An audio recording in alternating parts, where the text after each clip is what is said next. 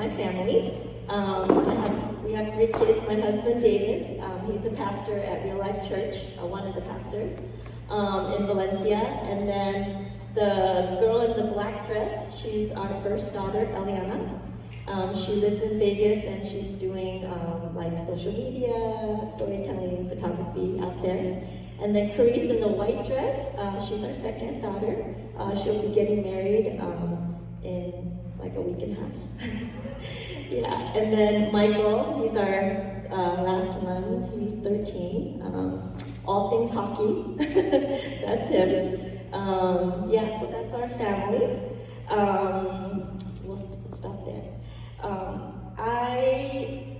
During the worship, every song, especially the first one, it brought back so many memories because that was a song that I sang a lot, thinking about my dad. So I'll kind of start there. My dad, and it'll tie into why I'm involved with Whitestone Church. My father had passed away in 2006. He was a missionary to Mongolia, and then a lot of North Koreans came into Mongolia, and he befriended them. And then he would go back and forth, in and out of North Korea a few times. And then the last time that he went in, we got a call that he passed away with a heart attack. So that was 2006. Prior to that, I was very active and very much involved with all things like the lost, but with North Korea as well. Our church, back in the days when it was part of Yongnak Presbyterian Church in LA, we were very active with North Korean conference, hosting North Koreans, praying for North Korea. We did a lot of that, and I was part of that. And then once my dad passed away, all things North Korea, I just shut the door. I experienced, I don't know, it just kind of scared me. I had a lot of fear first after that. And so for a long time since then, I stopped praying for North Korea. I stopped thinking about North Korea. I lost contact with anybody who was part of North Korean missions. And then fast forward, COVID happened. We moved a lot. We lived in Mongolia, we were in ministry in LA, then we went out to Vegas, and then during COVID, we came back, and now we reside 3 years ago in the Valencia area. And during that time, I don't know, I was just kind of like, okay, God, what do you want me to do?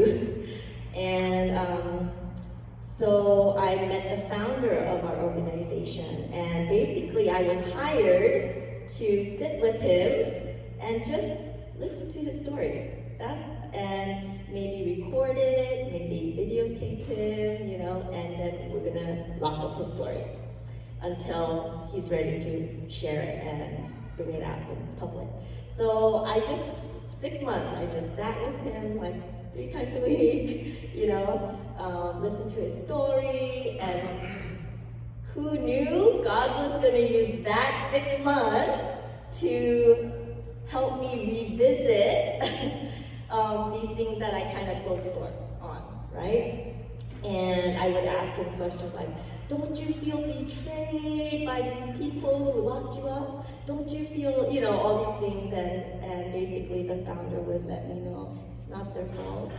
And so all the lies that I don't know, in my head, believed in, God was kind of inviting me to say, hey, I just want you to see the whole truth. You're living in this partial truth, and therefore that's why you have a lot of fear, you've closed a lot of doors that maybe you weren't meant to, you're putting yourself in a box, did I ever put you in a box? All these things, and God was inviting me into just his loving arms to heal me and restore me regarding part of my identity as Korean and North Korean in particular. My dad's North Korean, my mom's South Korean. So, yeah. And kind of inviting me to, Christine, you're this, you're this, you're this, you're this. And I'm kind of like, I'm this. And I'm just happy with where I am just here. But God's like, no, you're missing out, you know?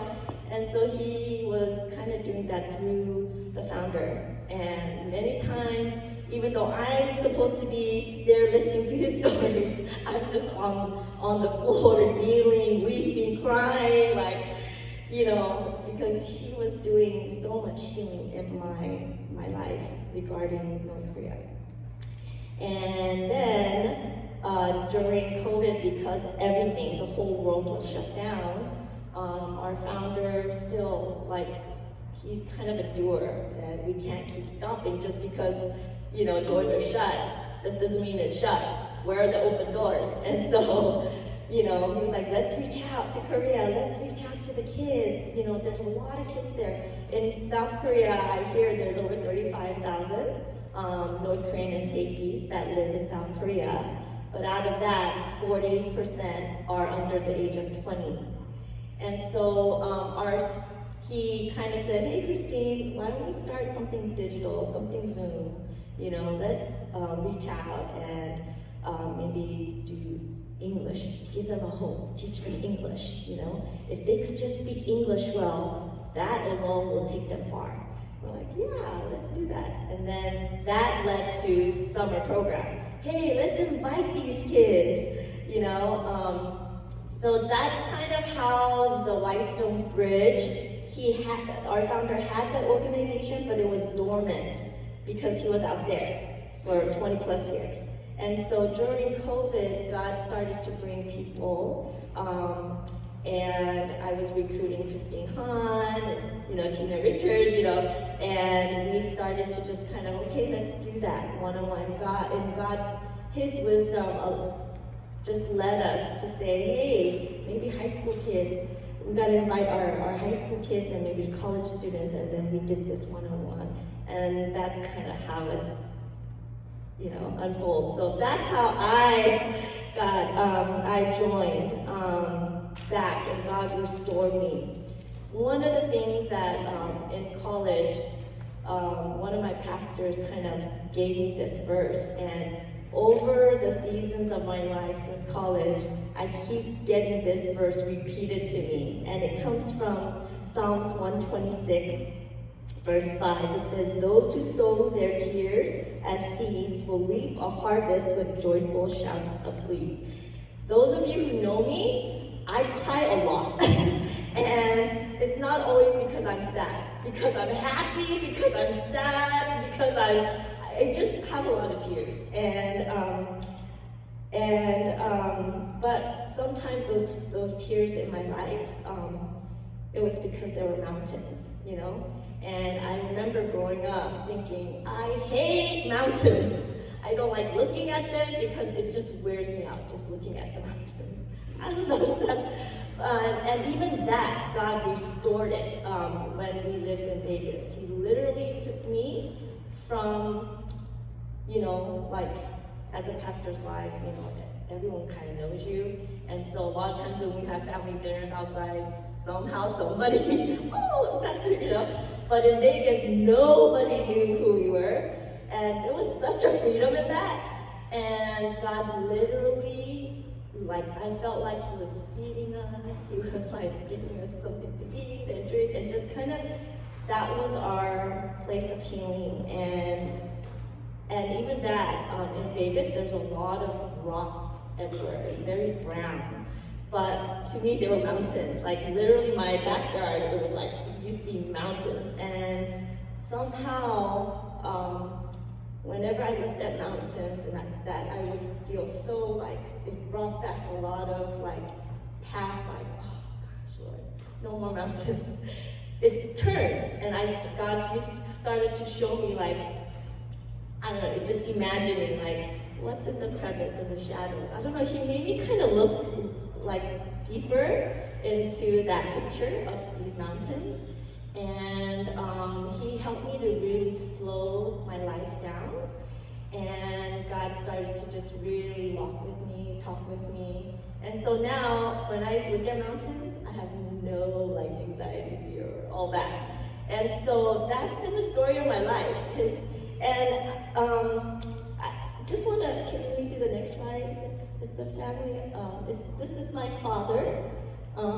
He went and he used to be from the north. He escaped and he lived there and then came to the States, and then later in life he was a jeweler. He used to cut stones, and when he really accepted Christ, whenever he would cut stones, like he would stop and pray and cry and laugh, and because God would remind him every time he's cutting stones, he would start praying for people, that he would show him how precious a life is and how mindful, like as a jewelry cutter, every little, it's so important, right? And how mindful God is of each and every one of us, the way he carefully handles our hearts, our souls. And I miss him terribly, but he's why I do what I do, even being restored to love and just, invest my time with these students and the next generation is partly my dad. Let's do the next slide. This is my mom right now in Mongolia, and this is where my dad's buried in Mongolia. They brought the body out to Mongolia because he wanted to encourage the church in Mongolia to say, hey, God is a God who never leaves you nor forsakes you. Remember that. And so my mom's still there. So whenever she sends me pictures like that, she goes there often. It reminds me that God is a God who never leaves us nor forsakes us. Next slide. This is kind of a symbol. This is my son when we lived in Mongolia. He loved to ride horses, but this is just kind of a symbolic image of like future, and how God's heart for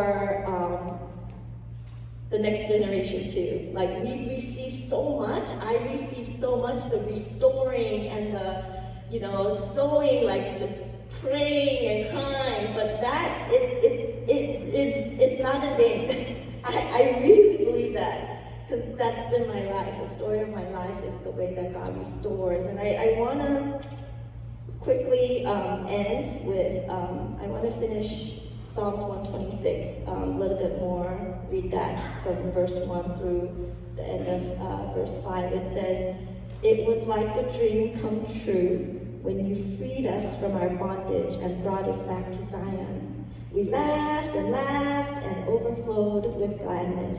We were left shouting for joy and singing your praise. All the nations saw it and joined in, saying, the Lord has done great miracles for them.